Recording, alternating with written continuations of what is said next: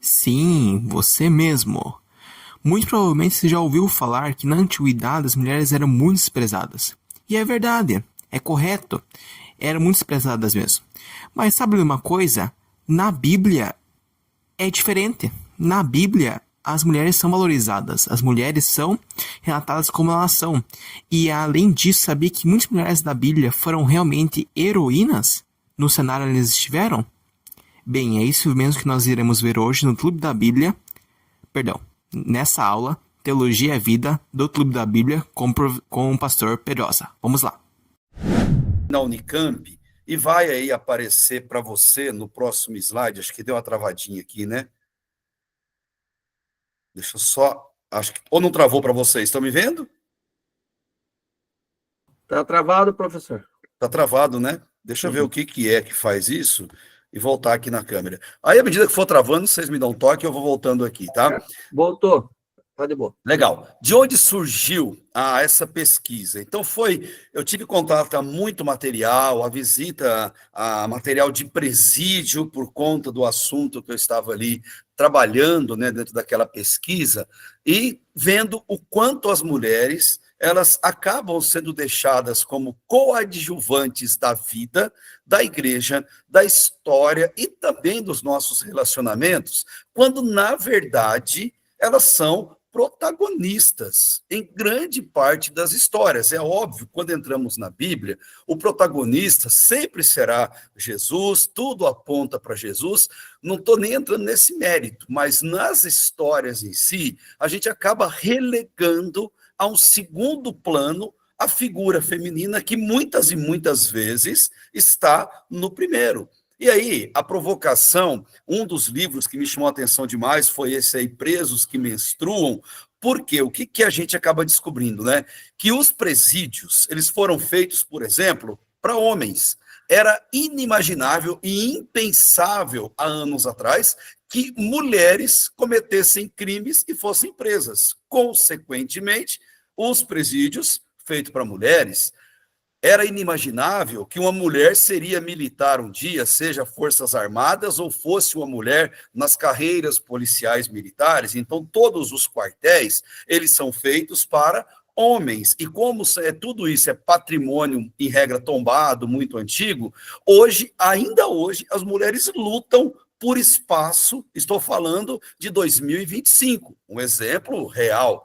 A minha esposa trabalha em um quartel centenário aqui na cidade de Campinas, que para usar o banheiro ela tem que sair da sala dela, atravessar um corredor, uma parte do pátio, subir para uma outra seção para lá encontrar um banheiro feminino para poder utilizar. Por quê? Porque a estrutura toda ela é masculina. Não se sonhava que um dia a mulher poderia ter essa profissão, e nos presídios as mulheres vivem numa adaptação, já que toda a ideia prisional é feita para homens. O que é isso? Machismo?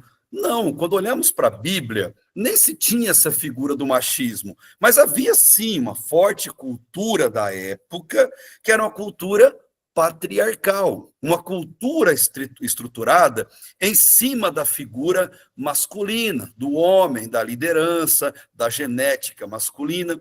E entendendo isso, durante aqui os tópicos que a gente vai abordar, vai nos ajudar bastante, até porque nós herdamos aqui no Ocidente, no Brasil principalmente, essa cultura judaico-cristã, que acaba colocando a mulher em um patamar que verdadeiramente não é o patamar que ela deveria ocupar.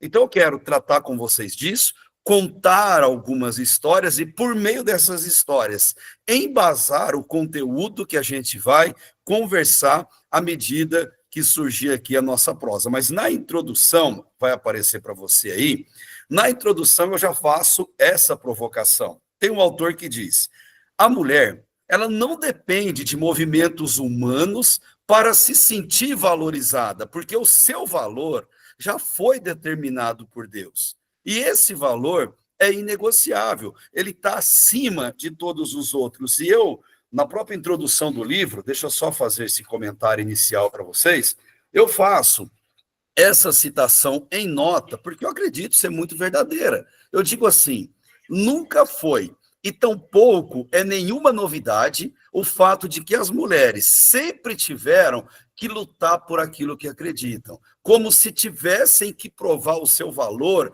o tempo todo. Elas lutam consigo mesmas a respeito do que as pessoas consideram ou não trabalho, sobre como conciliar família, casa, igreja e trabalho secular, se cobram e são cobradas a todo momento. Isso é um fato que a gente percebe estar na própria figura feminina. Elas têm uma autocobrança e também uma cobrança social. E nesse livro, o que eu vou defender?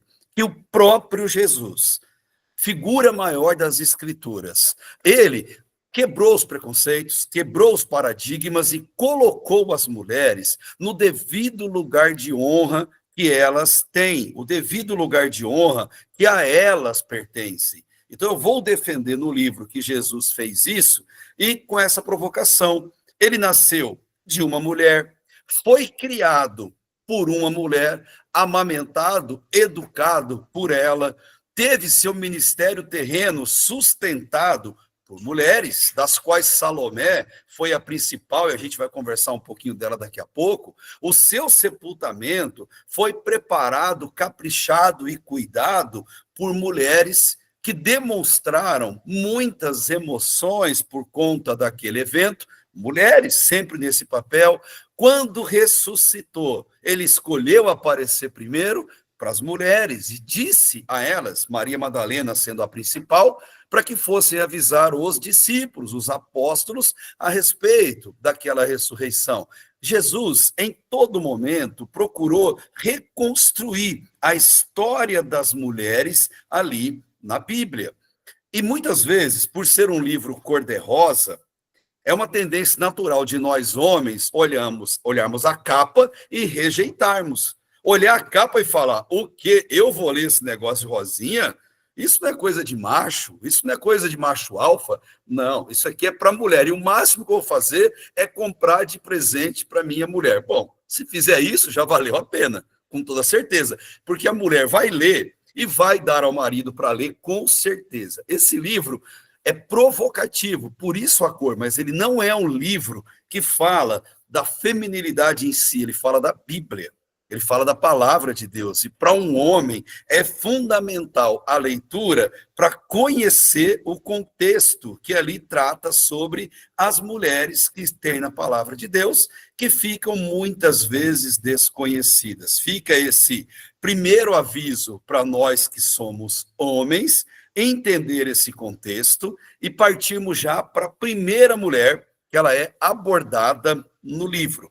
A primeira mulher que eu vou dedicar um tempo nessa obra, conversar sobre ela, cujo nome significa abelha, você vai encontrar aí com essa provocação. Como homem, especialmente você, Arthur, que é novinho, esse conselho para você vale ouro, cara. Nunca menospreze o poder de uma mulher. Cara. Nunca. Você vai se surpreender. Homens fazem isso, líderes religiosos fazem isso, patrões, chefes, empresários. As pessoas tendem a menosprezar a mulher pelo simples fato de, biologicamente, vamos falar, musculatura, força, elas não serem iguais aos homens. E as colocam numa condição de inferioridade. E eu coloco uma frase nesse capítulo que é assim, ó: jamais subestime o quão poderosa uma mulher pode ser. Ela vai te surpreender.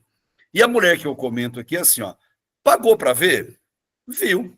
Com certeza. O livro de Juízes conta a história de Débora, que não sem motivo, o nome significa abelha, devido ao seu poder, a sua liderança, o trabalho em equipe e reconhecer o seu papel. Essa mulher recebe de Deus a ordem para guerrear contra um inimigo feroz, terrível, que estava ali atacando o seu povo, e ela recebeu essa ordem dizendo: é só ir que a vitória já está dada. Só vá. É aquilo que Deus, ele manda a gente fazer, mas tem coisas que ele não faz por nós. Ele espera de nós a atitude naquela especificação. O que ela fez? o que deve ser feito. Respeitando o seu papel social, ela procura Baraque, o homem responsável pelas tropas, pela guerra, para que ele vá ao combate e só volte com a vitória, porque Deus já disse para ele que a vitória era dada. O problema é que o povo inimigo era muito forte. E esse homem, como bom homem, tremeu na base, abalou as estruturas, ficou com medo. E numa atitude que eu reputo irônica, ele diz a ela: vou nada, não vou combater esse povo aí, forte, não vou. E ela diz: rapaz, mas foi Deus, o Criador dos céus e da terra. Foi ele que disse para a gente ir, foi Iavé, falou, vá, e a vitória é garantida, o ato de fé. Aí o que ele faz? Eu coloquei essa figura provocativa e falou assim: ó, quer saber? Se ele falou para você, então vai você. Se você quer ir, fique à vontade, pode ir para a guerra. E ela, muito sábia, diz: olha, moço, não sei se ela era mineira, né? Ó, moço, eu vou. Só que é o seguinte: se eu for, a vitória já é garantida, porque Deus disse que vamos ganhar. E quando eu vencer, toda a glória da vitória será dada a mim. Você percebeu o detalhe? Eu, uma mulher, cara, vai ficar mal para você, vai pegar mal para você. E o que ele faz? Fique à vontade, vai na fé, seja feliz. Porque na cabeça dele, ela estava falando uma tremenda besteira naquela frase dela.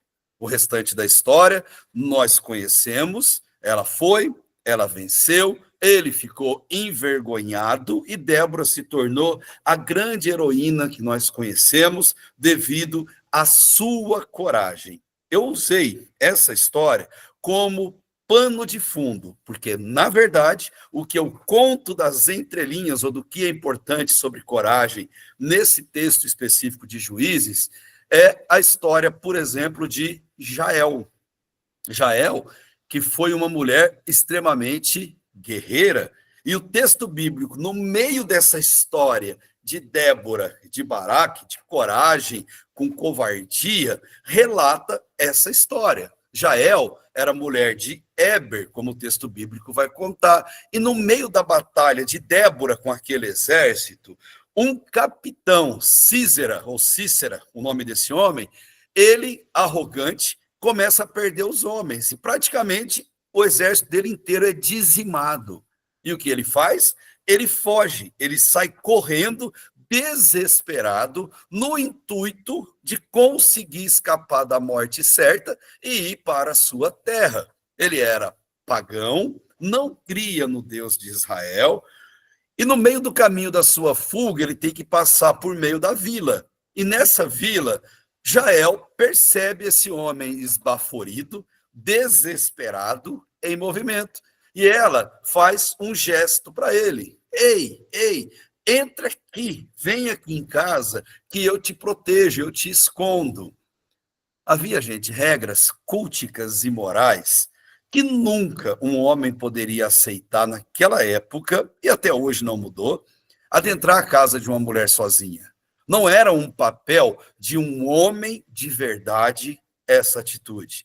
E ele, acovardado, demonstrando que o seu poder não estava no seu caráter, o poder estava no seu exército, na força do número, quantas pessoas, e como policial posso dizer, cometem crimes absurdos, se encorajam, porque tem um grupo grande junto com ele. Isso acontece em torcida organizada, em vandalismo, porque o número da força, não é que a pessoa tenha aquela coragem, sozinho ele não faz. Sozinho é um gatinho, coletivamente vira um leão. E esse homem, ele recebe o convite e, amedrontado, ele aceita o convite. Ele entra, se esconde literalmente debaixo da cama, pede para Jael colocar um cobertor, um pano sobre ele, e pior, pede para ela ficar de guarda na própria casa. E se passar alguém, diz que não me viu, e se me viu, eu passei correndo pela rua e fui embora. E ela fala: deixa comigo, pode confiar, tá comigo, tá com Deus. E o cara, beleza. Ó, aproveitando, eu tô com a sede. Você não tem um copinho de leite aí? Ela tem, ela até esquentou o leite para ele. Fez até o leite com chocolate, assou um pinhão, porque devia estar frio, né? Falou, come e deita. Deve ter até cantado para ele, Nana, neném, que a Cuca vem pegar. Cantou, ninou o cara dormiu de tão cansado que estava, alimentado e sentindo-se seguro, ele dormiu. Em dado momento, eu não sei se foi assim, eu estou exagerando, mas ela chega ao lado dele, pega a cabecinha dele como se fosse um belo cafuné e finca uma estaca na fronte dele. O texto bíblico diz que a estaca foi até o chão. E ali ela tirou a vida desse homem. Por quê? Porque ele subestimou o poder do Deus de Israel, ele subestimou o poder que tem uma mulher e, na sua ilusão, achou-se poderoso, protegido e pagou o preço alto.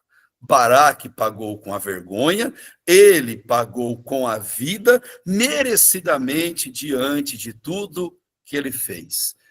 Mas nesse mesmo capítulo, eu narro uma história, que é uma história muito bela, que tem tudo a ver com o último capítulo do livro, que fala da mulher virtuosa. Eu conto a história de Búdica, ou Búdica, como a gente conhece, que é uma das heroínas da Grã-Bretanha até hoje, uma rainha celta, conhecida pela sua beleza física. Ela era uma mulher alta, tinha longos cabelos, diz que ia até a cintura, e ela tinha cabelo vermelho, e era uma mulher de uma coragem avassaladora. Búdica foi esposa de um rei celta na sua época, estou falando ali da metade do primeiro século da era cristã, e Búdica recebeu, o marido morreu, ela recebeu como herança o reino, as terras, e Roma queria tomar para si, porque ali Roma estava dominando toda aquela região. E ela disse que não ia se entregar. E os homens daquela época amarelaram. Os homens falaram para ela, olha, é melhor você entregar e a gente ficar submisso. E eu registro uma fala que a história tem aqui a respeito dela. Ela diz, eu, que sou mulher, eu sigo para lutar pela liberdade. Vocês, homens, podem escolher por se tornarem escravos. E ela não usa o gênero sem motivo. Eu sou mulher, eu vou lutar pela minha liberdade. Por quê? Porque os romanos não gostaram disso, invadiram ali, estupraram as duas filhas delas, de 10 e 12 anos, na frente dela, assassinaram a família dela, e essa mulher, ela pega essa dor, transforma numa coragem sobre-humana, junta um exército de 100 mil homens e simplesmente ela bota para correr da Grã-Bretanha todo o exército romano. Computa-se que pelas mãos dela e do seu exército, 70 mil legionários romanos foram assassinados. E quando você conhece da história e entende quem foram os romanos, militarmente falando, você vê o tamanho da atitude dessa mulher. É como se fosse hoje. Eliminar 70 mil soldados brasileiros não é grande coisa. 70 mil soldados americanos é outra história, por conta do apoio, da tecnologia e da força. E Búdica foi esse exemplo. Ela lutou até ser capturada e morta anos depois, mas essa mulher entrou para a história como uma das poucas pessoas que fez o imperador Nero ter medo. Tamanha a capacidade dela. Então, para falar de coragem, que é uma atitude bastante feminina, o aguerrimento, que é algo típico do caráter feminino, a história de Débora serve de pano de fundo devido à sua coragem, à sua fé, o seu aguerrimento, e ela traz para a gente histórias de mulheres que não se acovardaram diante de desafios certeiros que elas tiveram na vida. Esse é o primeiro capítulo, é uma forma de agradecer, reconhecer e motivar a coragem feminina. Já o segundo capítulo, absurdamente inovador. Esse assunto, eu posso garantir, inédito, não foi tratado por ninguém, e como eu fiz esse meu trabalho de pesquisa pelo tempo que durou ali na Unicamp, eu fiz na Faculdade de Medicina, na parte feminina, de medicina feminina, que eles têm ali. Eu tive acesso a muito material a respeito de mulheres, a respeito de nascimentos, e esse segundo capítulo eu falo de nascimento, eu falo de parto, e eu intitulo ele como as ilustres e invisíveis. Mas aqui vai uma curiosidade, uma pergunta básica. A Flávia está com a gente aí, Regina ou Fernandes, né? A Flávia está com a gente. Ô, Flávia, bem rapidinho, como que você imagina ou visualiza o parto de Jesus na manjedoura? Pode contar para a gente?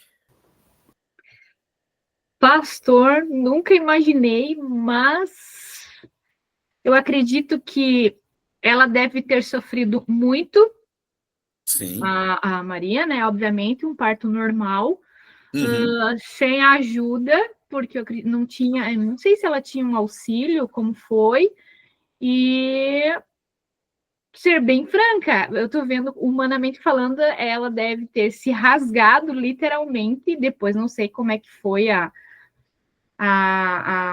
como ela se recuperou depois. Uhum. Na verdade, eu nunca imaginei. Eu tô falando aqui a dificuldade agora que ela teve, assim, foi Uhum. descomunal, porque eu sei o que é um parto normal, porque eu tive parto normal, mas eu tive toda uma assessoria, e no caso dela, não. Aham. Apesar de que ela sabia que Jesus era uma promessa, né? Era promessa, Uhum. e eu acredito que Deus cuidou até o momento desse parto, mas querendo ou não, foi um ser humano, então ela deve ter sofrido muito. Claro, claro. Agora eu vou ficar repensando nisso, mas é o que eu Então tá. imagino. Deixa eu ajudar, então, Tá. agora a trazer um novo olhar, tá? Porque, como é inovador, é óbvio, gente, que é uma teoria baseada em pesquisa histórica sobre o assunto, tá? É provocador. O que a gente não pode esquecer, não pode. Primeiro, que o parto foi normal, óbvio. E mesmo com toda a assessoria do mundo, seja com essas doulas ou no hospital, a mulher sofre pra dedéu. Parto normal só é comparado, mais ou menos, à gripe que nós homens sentimos. Acho que é a única hora que a mulher consegue sentir o que a gente sente quando está gripado. É nesse momento, porque fora disso, acho que é inimaginável. A avó levantou a cabeça para me olhar. Só nessa hora elas conseguem entender o que a gente está gripado como homem. Mas então, é uma dor terrível. Segundo, Maria era uma adolescente.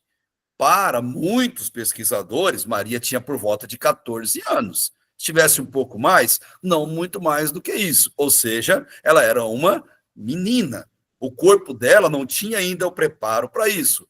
Terceiro, Maria era virgem. Falando de organismo e ali, embora tenha toda a questão miraculosa, eu não posso apartar da questão humana.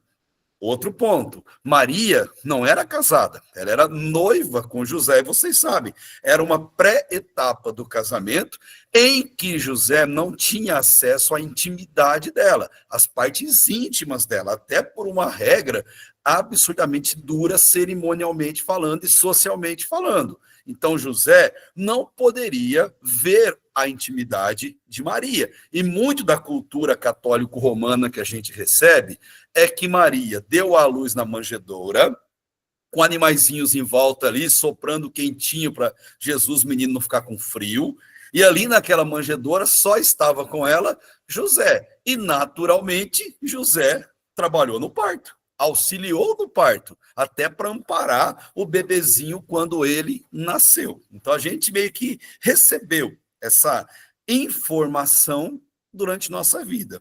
O problema, e aí eu fui pesquisar, que naquela época, como é até épocas recentes e ainda hoje, a depender do lugar do Brasil, todo parto ele é conduzido por parteiras. Até 30 anos passados, atividade exclusiva na história da humanidade de mulheres. homens parteiros é uma coisa absurdamente recente na história. Tem no Brasil um número reduzidíssimo ainda, mas há 30 anos para trás não se tem registro histórico de homens parteiros. E as mulheres sempre atuaram como parteiras, e cada vez que uma criança veio ao mundo, havia uma mulher para amparar esse nascimento. Pois bem, fruto desse trabalho é que José e Maria foram para Belém por conta do recenseamento. Ele era natural de Belém, as cidades eram pequenas, ele era um morador dali, ele era uma pessoa conhecida com todos os seus familiares. Quando ele chega a Belém, uma pessoa cedeu um lugar na casa porque não havia lugar, a gente sabe disso também, para que eles ficassem hospedados, as casas eram pequenas. E uma pessoa faz o máximo, que é deixar ficar na casa para poder, porque estava grávida e tudo mais, e ele não ajudaria no momento de parto, sabendo que tem parteiras à vontade ali que trazem à luz tantas e tantas crianças. E por conta disso, o que eu vou defender nessa abordagem, nesse capítulo? É que mulheres parteiras foram acionadas, porque um parto normal, ele é demorado, não é assim, respirou, nasceu, e essas mulheres ampararam o pequeno menino Jesus e ele nasceu.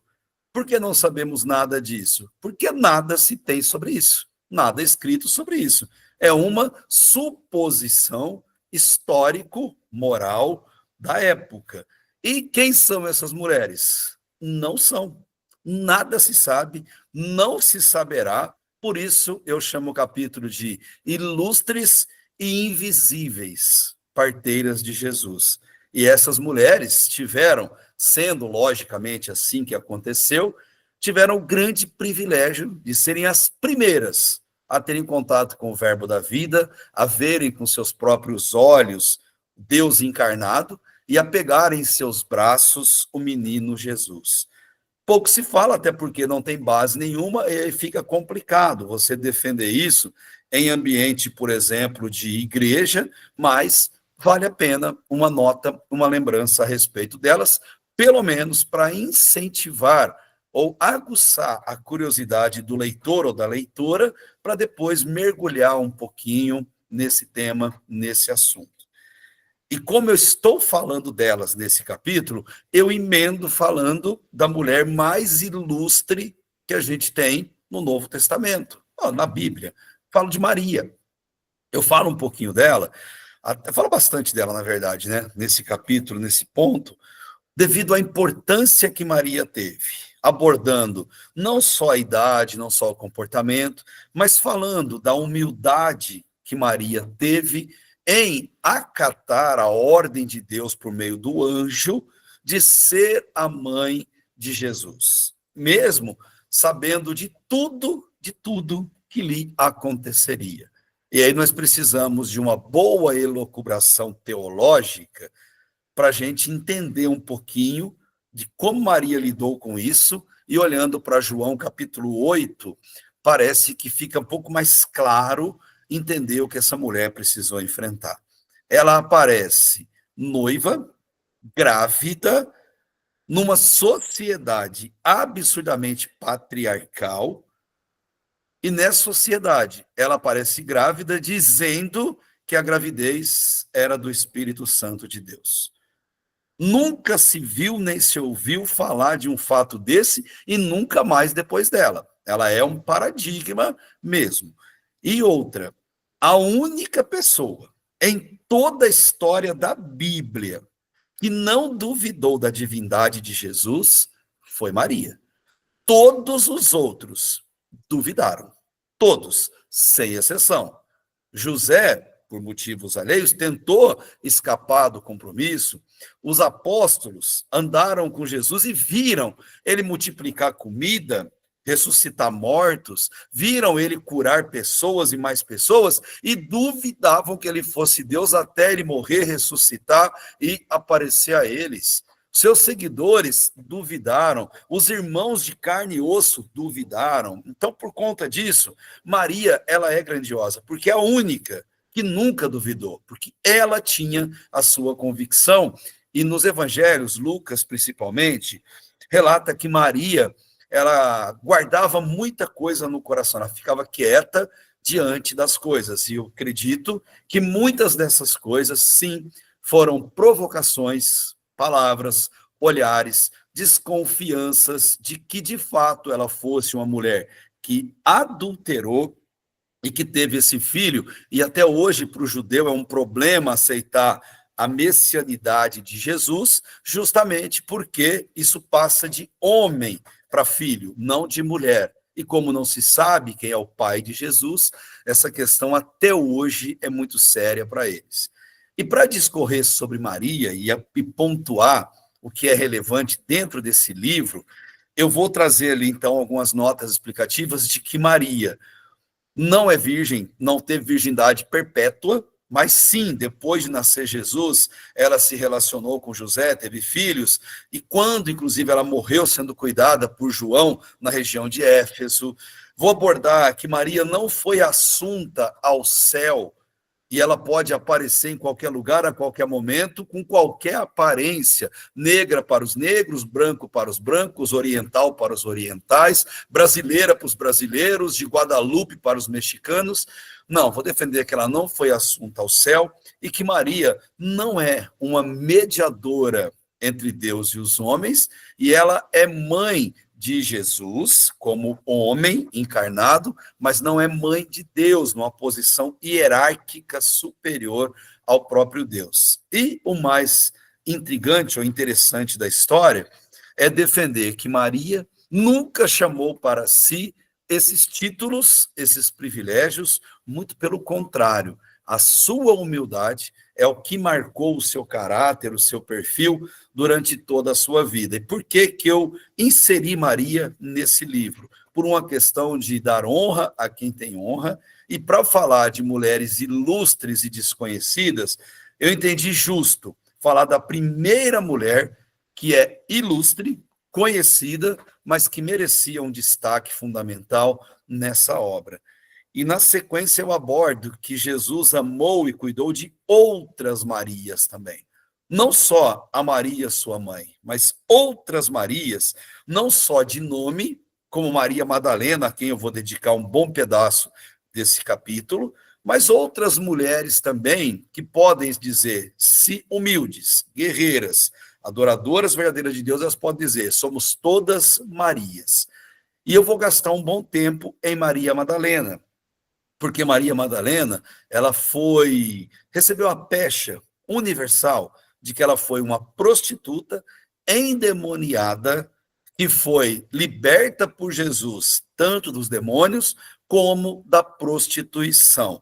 E existe uma discussão histórica a respeito disso, e eu procurei me aprofundar um pouquinho para ver isso. E de que momento? Até o século VII da nossa história, Maria Madalena era, sim, uma mulher rica, poderosa, endemoniada, que foi liberta por Jesus em um encontro com ele e passou a servi-lo com as suas riquezas e com a sua dedicação. Uma mulher sensível, que chorava quando tinha que chorar, que falava o que tinha que falar e altamente cuidadora, dedicada. Esse foi o perfil dela. Mas, perto da virada do século VII, um Papa da Igreja Católica, ele, em uma das suas homilias, ele faz uma citação a Maria Madalena, mas misturando as Marias do Novo Testamento. A que chorou nos pés de Jesus, enxugou com os cabelos, a própria Maria Madalena, a Maria, mãe de... Ele faz uma mistureba dessas Marias todas, e ao fazer essa mistureba, ele faz uma citação de que Maria Madalena, endemoniada, era prostituta. E, obviamente, a palavra papal está acima das escrituras para o catolicismo, que vai fundamentar toda a tradição. Dessa época, anos 600 e alguma coisa para cá, Maria Madalena simplesmente virou prostituta 600 anos depois da sua morte. Ela passou a ser considerada, e uma fama, depois que pega, pode esquecer, não sai mais. E aí eu tive acesso à pesquisa da Jennifer Ristini, e é muito legal a pesquisa dela. Ela aprofundou demais, passou bom tempo lá no Oriente Médio, participou de escavações, de muito material, para chegar a essa conclusão, que ela era de Magdala, por isso Madalena, e ela era uma mulher rica, uma mulher poderosa, uma mulher que tinha uma influência muito grande na época onde ela vivia. E, consequentemente, ela, ao ser liberta por Jesus, ela simplesmente larga tudo para trás e passa a seguir o Mestre, como ele mesmo ensinou. Se quiser vir após mim, deixe tudo, se pegue a sua cruz e siga-me. Anule-se e siga-me. E ela segue isso ao pé da letra. Ela tem o privilégio de ser a primeira pessoa de carne e osso a ver Jesus ressuscitado, com o corpo glorificado. Ela não o reconheceu, achou que fosse um jardineiro que tivesse ali, tamanha emoção, ela estava com todos os produtos preparados para ungir o corpo de Jesus com a dignidade que ele merecia, pois ele era um rei e não poderia ser sepultado sem as devidas honras aromáticas que o período exigia para um rei. Ela não consegue enxergar isso, mas o detalhe lindo da história, que ela conhece Jesus quando Jesus chamou ela pelo nome. Ao chamar pelo nome, essa mulher simplesmente teve a sua estrutura emocional, caiu em si aquela situação. Para a gente lembrar do quão importante o nome é, o quão respeitoso o nome é, e o quanto o nome de alguém soa como música aos ouvidos quando é mencionado. E eu vou trabalhar um pouquinho mostrando esse caráter adorador, dedicado e fantástico que Maria Madalena teve. É rápido, estou falando assim ligeirinho, porque é livro, né? É livro, então tem bastante conteúdo. Mas pelo menos o próximo, eu quero falar um cadinho com vocês aí, dessa próxima mulher fantástica na Bíblia. Pode até ser que o nome dela tenha sido Maria, não sabemos o nome dela, mas essa próxima mulher é extremamente conhecida nos relatos bíblicos, ela é citada, o próprio João é quem vai fazer a menção a ela para mostrar o quanto Jesus é Deus e vai até ela. E tem muita coisa interessante sobre essa mulher, mas para não chover no molhado, eu me apeguei ao ponto que eu reputo principal dessa mulher. Essa mulher, a gente sabe, ela tinha um vazio muito grande no seu coração. E, como a gente lembra aí de Blaise Pascal, há no coração de todo homem e mulher um vazio tão grande que só pode ser preenchido por Deus. E justamente por não buscar em Deus, as pessoas buscam em outras coisas e o vazio vai virando uma bola de neve.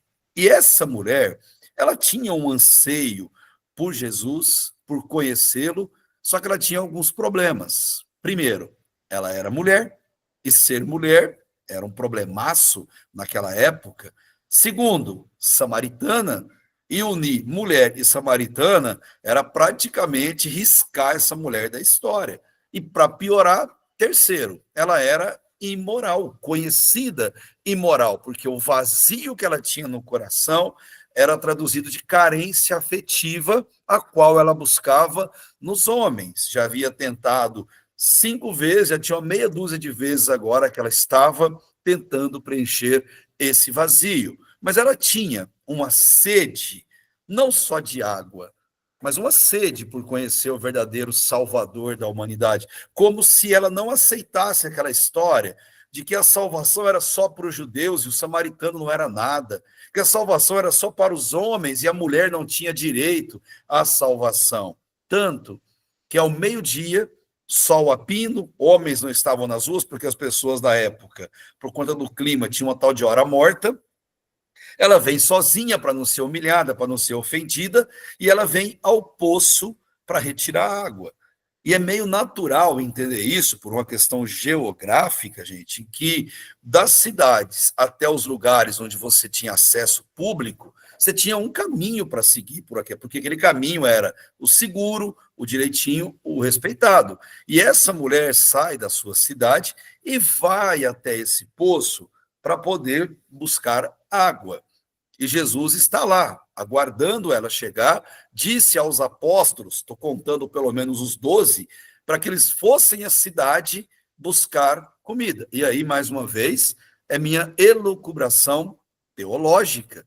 Eles saíram do poço e foram para a cidade, ao mesmo tempo que ela sai da cidade e vem para o poço.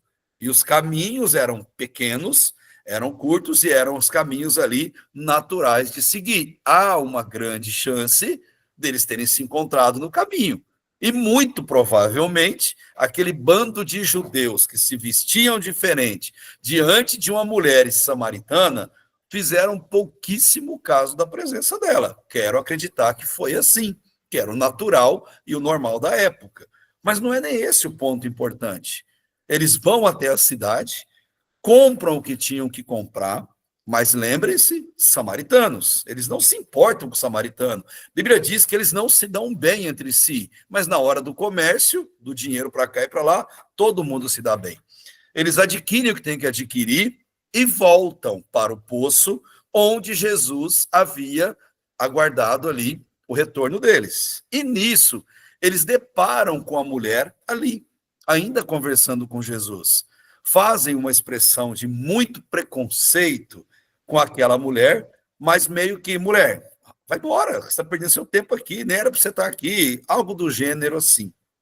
E por fim, essa mulher surpreende, que ao entender que Jesus era quem ela buscava, que adorar Jesus não precisava ser homem, podia ser uma mulher, não precisava ser judeu, podia ser samaritana, e não precisava ir ao templo de Jerusalém, bastava adorar em espírito e em verdade. Essa mulher, ela sai correndo pelo mesmo caminho em direção à cidade. A cidade que todos a conheciam pela sua imoralidade, pelo seu vazio no coração, ela vai à cidade e ela fala que encontrou o que ela tanto procurava, e é muito provável que todos na cidade procuravam também sanar essa dúvida eterna sobre quem era o Messias. Tanto é que o texto bíblico de João vai dizer que a cidade toda segue essa mulher e vem até Jesus para matar a sede espiritual, para ver com os próprios olhos o Salvador da humanidade. E o ponto interessante, que ela é uma mulher samaritana, de quem não se esperava absolutamente nada, mas ela trouxe a sua cidade aos pés de Jesus. E os 12 apóstolos, homens, judeus, seguidores do mestre, de quem muito se esperava, não trouxeram ninguém, nada. Muito possivelmente porque nem sequer fizeram questão disso, devido à questão cultural, preconceito, que é tão difícil de ser quebrada até os dias de hoje. Então, essa mulher que a gente não sabe o nome, o que a gente sabe dela é o que João nos relata a respeito do seu comportamento, do seu vazio, mas ela fez sozinha o que 12 homens não fizeram. E é sempre aquele alerta para nós. Você olha a história nossa recente da igreja, e as mulheres fazem muito isso. Elas dão show, elas são muito mais aguerridas, elas vão para cima, e é só a gente olhar, por exemplo, nas clínicas de recuperação, as mulheres estão lá acompanhando seus filhos, seus maridos. Nos presídios, não sei se vocês sabem, mas em regra as mulheres, quando vão presas, são abandonadas pela família, inclusive pelas mães. Há uma não aceitação feminina do crime cometido por mulheres. Por isso, o homossexualismo feminino é tão grande nos presídios femininos, coisa que não acontece nos masculinos, esse nível de homossexualidade, por conta da carência, por conta do abandono que elas ficam ali. A sociedade tem esse problema com elas, com aceitar a liderança feminina. Não estou defendendo aqui ministério feminino, eu sou contrário, biblicamente. Falo de liderança mesmo, em todos os sentidos sociais. E a gente vê esse tipo de coisa acontecer até os dias de hoje. E nos tempos bíblicos não era diferente. Mas essa mulher, ela se destaca, ela ganha um papel fundamental, porque sozinha ela fez algo que eles não fariam. E é por isso que hoje tantas mulheres marcam a sociedade, fazem a diferença de uma forma maravilhosa no meio que elas vivem e merecem, sim, ser muito bem faladas aqui na nossa conversa. Outras mulheres merecem muitos minutos da nossa fala. Por exemplo, para falar de Salomé, eu vou precisar de longos minutos para conversar sobre essa mulher, porque é a minha preferida de toda a história, de todo o enredo, do que cobre a história dessa mulher e das mulheres que eu menciono no capítulo falando de Salomé. Vai ficar para a próxima. Tem outra mulher na sequência que eu também amo, e falar sobre ela é um privilégio que demanda um bom tempo, pois tem que ter uma explicação exegética, hermenêutica também, que vocês vão perceber, que é Agar, e tudo que Agar passou nas mãos do seu dono Abraão e de Sara, mas que coloca o nome no filho de Ismael, para provar que Deus ouve, que Deus vê o que ela está passando, o que ela está enfrentando, e também a mulher de Jó. A mulher de Jó é uma coisa linda, linda, surpreendente, que eu trabalhei isso em artigo científico, depois foi melhorado pela doutora Marivete, ficou um trabalho muito bacana, que também vai valer a pena a gente conversar dele. Daria praticamente um clube da Bíblia só para falar dela ou dessas duas, mas vai valer a pena você aguardar o momento oportuno. Pode até mudar aí, viu, Arthur? É a Salomé que vai ficar a mulher de Jó para uma próxima conversa, Agar e os detalhes que cobrem a história dela, vai ficar também a menina escrava de Naamã, vai ter que ficar para o nosso próximo momento falar dela, e de Abigail, a mediadora de conflito, que teve uma habilidade fenomenal. Mas para fechar esse papo de hoje e dar a liberdade de vocês de comentarem, de questionarem e tudo mais, eu vou para a última tela desse slide que fala da mulher virtuosa. Eu termino o livro de propósito falando dessa mulher. E se você é bom de cinema, você está olhando essa imagem e está falando, mas peraí, que mulher virtuosa é essa? Porque nós imaginamos a mulher virtuosa, que tem unhas que fazem toda semana ali na manicure, que tem aquelas unhas de gel, não, aquela não pode, porque a mulher deixa de ser, como é que ela vai lavar a louça, né? Deixa de ser virtuosa, porque na nossa cabeça, a mulher virtuosa tem a unha bonitinha, mas ela lava a louça, ela passa a roupa, a casa dela é um brinco, não tem poeira em lugar nenhum, a hora que você chega tem aquele cheirinho de pinho-sol no ar, a mulher virtuosa, a cama arrumadinha, aquela colcha desenhada, cuida do marido, o marido é bonito, bem tratado, arrumadinho, sai de casa engomado. Os filhos, então, exemplo. Os filhos não dão trabalho, parece até que são robozinhos feitos por inteligência artificial. A mulher virtuosa se veste bem, ela não chama a atenção pelo pudor, pela falta de pudor, mas pelo pudor e pela beleza com a qual, e as mulheres olham para ela e falam, uau, eu quero ser assim, até porque a mulher se veste para outra falar isso mesmo, né? Quero ser, é o que dizem, quero ser assim. Então a mulher virtuosa que a gente imagina, ela é assim, cuida da casa, cuida bonitinho, e a gente olha Provérbios 31 sempre com essa visão. Mas o que é interessante, gente, a minha vivência militar, né, me trouxe a esse conhecimento que eu achei fantástico demais, que a palavra virtuosa não é essa mulher meiguinha, toda fofinha, toda pomponzinho, que usa os natura da vida em casa. Não. Mas a palavra virtuosa tem a ver com a mulher guerreira. A característica de uma mulher virtuosa é uma mulher guerreira. E sabe o que é uma mulher guerreira? Aquela que parte para a guerra corajosamente. Ela guerreia pela santidade do seu marido, e Pedro vai nos dizer isso.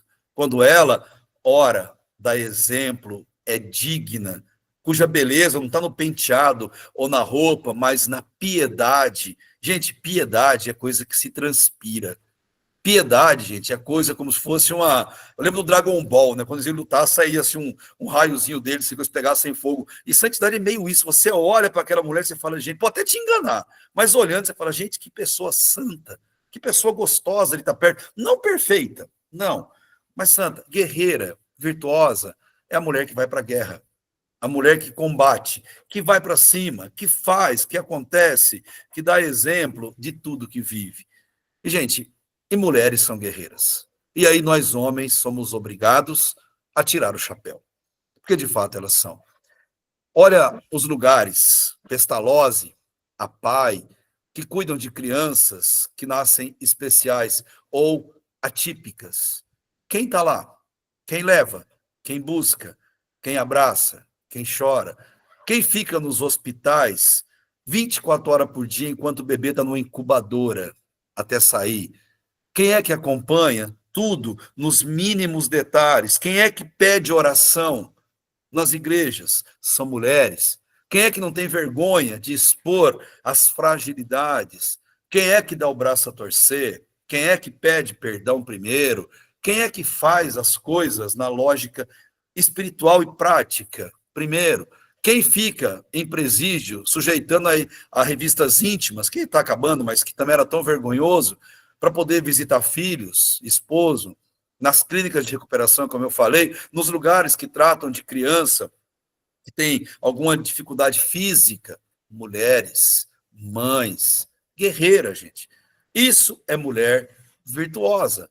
E muitas vezes a gente aprende a respeitar, porque cada mulher guerreira tem as suas batalhas a serem travadas. E às vezes, não é raridade, muitas dessas batalhas são tão imensas e intensas para essas mulheres que não dá tempo de fazer a unha, não dá tempo de cuidar do cabelo, não dá tempo de fazer o autocuidado tão necessário.